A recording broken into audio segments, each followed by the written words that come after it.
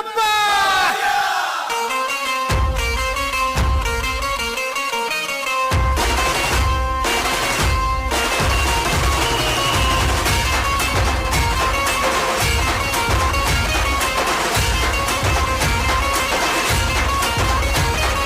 पायल नमन करुणी वंदन इडा मांडून इडा देवाला इडा गावाला इडा पाटलाला इडा मंडळीला आम्ही सांगतो नमन तुम्ही ऐका हो गुणीजन.